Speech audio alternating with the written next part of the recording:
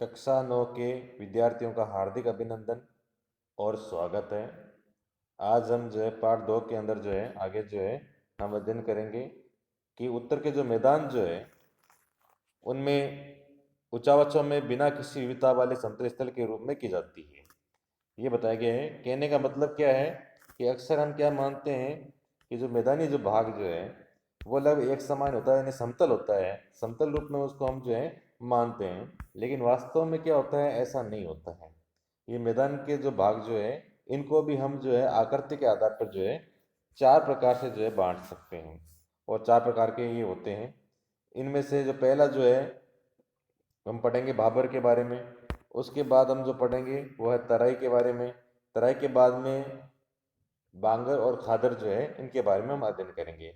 अब जो पहला जो भाबर जो है जिसके बारे में पढ़ेंगे वो ध्यान दीजिए। नदियां जो होती है पर्वतों से नीचे उतरते समय शिवालिक की ढाल पर जो है 8 से 16 किलोमीटर के चौड़ी पट्टी की में गुट्टी का यानी कि जो कंकड़ वगैरह जो है उनका निक्षेपण यानी उनका जमाव करती है। इसे भाबर कहते हैं। थोड़ा ध्यान दीजिए। जैसे ये शिवालिक की पहाड़ियाँ मान लीजिए, और नदियाँ जब यहाँ से जब आती है तो ये क्या करती है, अपने साथ मिट्टी लाती है, कंकड़ लाती है, और ये इस भाग के अंदर यानी शिवालिक के ठीक नीचे वाले भाग के अंदर जो है 8 से 16 किलोमीटर, 8 किलोमीटर या 16 किलोमीटर लंबी जो है गुट्टिका का निक्षेपण करती है। गुट्टिका का मतलब होता है जो कंकड़ पत्थर जो है इनका निक्षेपण करती है, और उसे हम क्या कहते हैं, भाबर कहते हैं। तो ये प्रश्न हमारे अर्धवार्षिक परीक्षाओं में ऐसे आते हैं। इन चार जो आकृतियां बताई गई थी इनमें से एक दो प्रश्न आते ही रहते हैं लगभग। तो आपके प्रश्न आ सकता है भाबर किसे कहते हैं। तो हमारा जवाब क्या होगा, नदियां जो होती है वो जब पर्वतों से नीचे उतरती है तो शिवालिक की ढाल पर जो है 8 से 16 किलोमीटर चौड़ी पट्टी में गुट्टिका का निक्षेपण करती है। गुट्टिका का मतलब जो कंकड़ पत्थर जो होते हैं उनका निक्षेपण का मतलब जो है जमाव जो करती है, उसे हम क्या कहते हैं, भाबर कहते हैं। तो ये हमें मुख्य रूप से जो है ध्यान देना है कि भाबर जो है वो किसे कहते हैं। आगे ध्यान दीजिए। सभी सरिताएं इस भाबर पट्टी में विलुप्त हो जाती है। विलुप्त का मतलब क्या होता है कि जैसे मान लीजिए नदी वगैरह आ रही है, जल जो है नीचे की तरफ आ रहा है शिवालिक की पहाड़ियों से, लेकिन ऊपर कंकड़ पत्थर वगैरह हो गए हैं, इसकी वजह से वो जल जो है वो दिखाई नहीं देता है। जल तो है नीचे, लेकिन ऊपर कंकड़ पत्थर आ जाने की वजह से उन कंकड़ पत्थरों के नीचे जो है वो जल प्रवाहित होता है। तो ये बात हमारी समझ में आ गई है। आगे ध्यान दीजिए। इस पट्टी के दक्षिण में ये सरिताएं एवं नदियां पुनः निकल आती है एवं नम तथा दलदली क्षेत्र का निर्माण करती है, जिसे तराई कहते हैं। अब यहाँ ध्यान दीजिए। यहाँ हमने बताया था कि शिवालिक की जो है पहाड़ियाँ हैं, इसके नीचे जो है जल वगैरह जो है ये आ रहा है 8 से 16 किलोमीटर लंबी जो है। अब यहाँ जो नदियाँ वगैरह जो आ रही है ये अपने साथ जो कंकड़ पत्थर वगैरह जो बिछा रही है 8 से लेकर 16 किलोमीटर दूरी पर जो बिछा रही है, ये कंकड़ पत्थरों की वजह से जो है बिछ जाने से जो है वो नदियाँ जो है वो दिखाई नहीं देती है, इन कंकड़ पत्थरों के नीचे आ जाती है, और इसी भाग को हम क्या कहते हैं, बाबर के नाम से जो है हम जानते हैं। अब जैसे ये कंकड़ पत्थर है इसके ठीक नीचे जो है यानी दक्षिण भाग के अंदर, तो ठीक नीचे वाले भाग के अंदर वापस जो है मैदानी भाग के अंदर जो है ये नदियां वापस बाहर आती है। लेकिन इनमें भी क्या होता है, इनके साथ में जैसे मिट्टी वगैरह जो है या दलदली जो होती है, इस प्रकार की यहाँ पर मिट्टी पाई जाती है। इस भाग को हम क्या कहते हैं, तराई कहते हैं। यानी कि जो कंकड़ पत्थर जो थे उसके ठीक आगे वाला जो भाग जो था जहाँ पर पानी वगैरह जो है दिखाई देता है, दलदल के रूप में दिखाई देता है, उस भाग को हम क्या कहते हैं, तराई कहते हैं। ये वन्य प्राणियों से भरा घने जंगलों का क्षेत्र है। अब हमें पता है कि पानी भी है, मिट्टी भी है, दलदल भी है। तो यहाँ पर क्या होता है कि पेड़ पौधे जो होते हैं ये बहुत अधिक मात्रा में पाए जाते हैं, और इसकी वजह से जो है यहाँ पर जो है जंगलों का जो है निर्माण जो है ये भी हो जाता है। अब बात बताएगी कि थी कि जब हमारे देश का बंटवारा हुआ था, तो उस बंटवारे के समय क्या हुआ था कि पाकिस्तान से वापस जो हमारे भारत के अंदर जो लोग आए थे उन लोगों के पास घर वगैरह नहीं थे। तो ये जो जंगल वगैरह जो थे उनको काट कर जो है उन्हें जो है भूमि जो है प्रदान की गई थी। इन जंगलों को काट कर जो है उनको भूमि प्रदान की गई थी, ताकि वो लोग जो है कृषि करके जो है अपना जीवन जो है यापन कर सके। तो हमने अभी दो चीजों के बारे में पढ़ लिया है, बाबर और तराई के बारे में। बाबर हम समझ गए थे, जो कंकड़ पत्थर वगैरह होते हैं जहाँ नीचे पानी दिखाई नहीं देता है, उस भाग को हम क्या कहते हैं, भाबर कहते हैं। और वो भाग जहां पर है ये कंकड़ पत्थर के नीचे वाला जो भाग जो है, जहां दलदल वगैरह होती है, उस भाग को जो है तराई का मैदान कहते हैं। उत्तरी मैदान का सबसे विशालतम भाग, ध्यान दीजिए, उत्तर का जो मैदान जो है उसका विशालतम भाग जो है पुराने जलोढ़ से बना है, वह नदियों के बाढ़ वाले मैदान के ऊपर स्थित है तथा वेदिका जैसी आकृति प्रदर्शित करता है। इस भाग को भांगर कहते हैं। तो दोबारा ध्यान दीजिए, जैसे मान लीजिए कोई नदियां वगैरह बह रही है और ये नदियां अपने साथ जो मिट्टी वगैरह ला रही है, उस मिट्टी के द्वारा एक वेदिका के जैसे जो ये वगैरह करते हैं ना, उसके जैसे जो है एक भूमि बन जाती है। धीरे धीरे ये भूमि जो होती है अधिक ऊंची हो जाती है। अधिक ऊंची का मतलब क्या होता है कि शुरुआत में तो जो नदियों की बाढ़ का पानी जो था उसके साथ जो मिट्टी लाई जा रही थी वो यहाँ बिछाई जा रही थी। अब ये मिट्टी का स्तर जो होता है अधिक ऊपर हो जाता है, इसलिए अब जो है जो समुद्र के द्वारा या जिस भी पानी के नदियों के द्वारा जो मिट्टी लाई जाती है वो अब यहाँ पर जो है बिछाई नहीं जाती है। कभी जो है पुराने समय में जो है ये बिछाई जाती थी, इसीलिए यहाँ पर जो है ये कहा गया, देखो यहाँ पर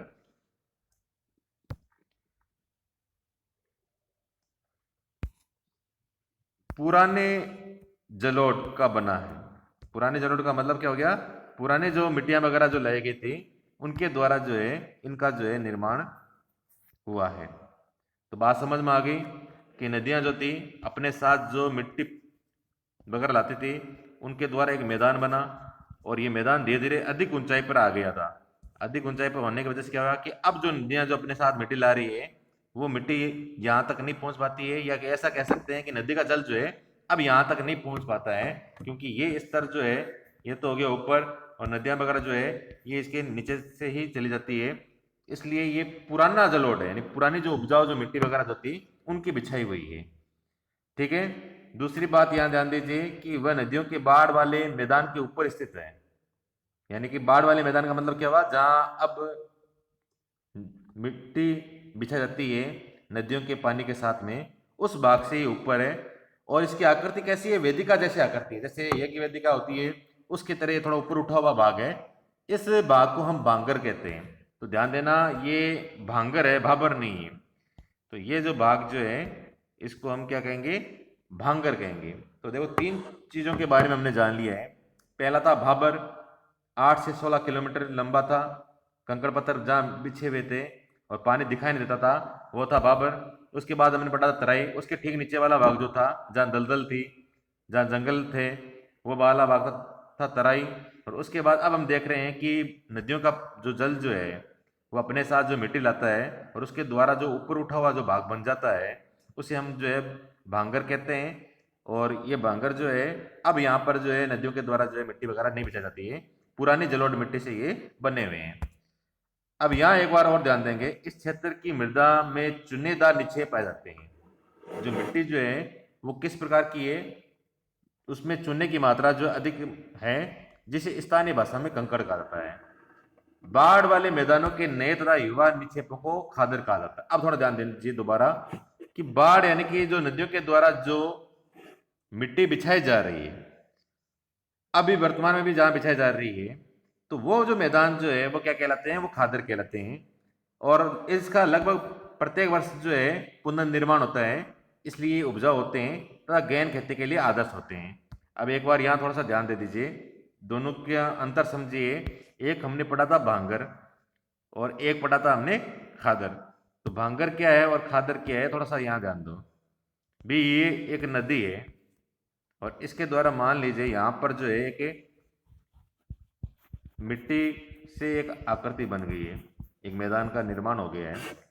ये धीरे धीरे यहाँ से नदी के द्वारा जो है मिट्टी वगैरह जो है लाई जा रही है। अब मान लीजिए ये मिट्टी का आकार अधिक ऊपर हो गया है, तो अब जो है इस नदी के द्वारा यहाँ पर मिट्टी नहीं पहुंचती है। क्यों नहीं पहुंचती है, क्योंकि ये वाला भाग जो है ये तो है ऊपर, नदियां जो बिछा रही है मिट्टी वगैरह भाग वो है नीचे। तो पुराने जो नदी के साथ जो जलोढ़ मिट्टी थी जो बिछाई गई थी उसे तो हम कहते हैं भांगर। अब इसका मतलब क्या हुआ कि अब वर्तमान में अंदर जो है यहाँ पर जो है नदियों के बाढ़ के पानी के साथ में जो है मिट्टी नहीं बिछा जाती है, पुरानी मिट्टी है। और इसमें ज्यादा मात्रा किसकी है, इसमें ज्यादा मात्रा जो है चुनने की है। और कंकड़ पत्थर जो है यहाँ पर पाए जाते हैं। अब दूसरी बात आई है इसके अंदर आई है, वो आई है खादर की। तो खादर के अंदर ध्यान दीजिए, देखो ये नदियां हैं और इनका पानी जो अब जो है इसे बांगर वाले क्षेत्र में यानी ऊंचे वाले भाग पर नहीं पहुंचता है, लेकिन वो भाग जो नीचे हैं और जहां अब भी नदियों के द्वारा मिट्टी बिछाई जाती है, वो वाले भाग जो होते हैं खादर कहलाते हैं। तो इसका मतलब क्या हुआ कि जहां बाढ़ का पानी पहुंचता है उसे तो हम खादर कहते हैं, और जहां बाढ़ का पानी यानी नदियों के द्वारा जो मिट्टी जो है अब नहीं पहुंचती है लेकिन पहले पहुंचते थे, वो वाला भाग भांगर कहलाता है। और इसके अलावा पहले हम दो भाबर और तराई के बारे में पढ़ चुके हैं। तो ये भाबर, तराई, खादर, इन सब का हम जो है एक बार ढंग से पढ़ेंगे तो ये हमें सब अच्छे से याद हो जाएंगे। तो इन चारों को हमें पढ़ना है। तो आज जिन चार के बारे में हमने पढ़ा था दोबारा ध्यान दीजिए। पहला पढ़ा था भाबर, जो शिवालिक जो पहाड़ियां हैं उनके नीचे 8 से 16 किलोमीटर चौड़ी जो पट्टिका होती है उसे हम भाबर कहते हैं। उसके बाद हमने पढ़ा था तराई, उसके ठीक नीचे वाला भाग जो है जहाँ दलदल पाई जाती है, मिट्टी भी पाई जाती है, जंगली पाए जाते हैं, उसे हम तराई कहते हैं, नम युक्त मिट्टी होती है। उसके बाद हमने पढ़ा था भांगर, ऐसे भाग जहाँ बाढ़ का पानी पहले तो पहुंचता था, अब वो भाग ऊपर हो गया है वेदिका के समान, अब वहां बाढ़ का पानी नहीं पहुंचता है। ऐसे पुराने जो जलोढ़ के मैदान जो थे उन्हें हम जो है भांगर कहते हैं। और ऐसे मैदान जहाँ आज भी जो है नदियों के द्वारा मिट्टी जो है बिछाई जाती है, नई मिट्टी, वो उपजाऊ मिट्टी होती है, उसे हम खादर कहते हैं। धन्यवाद।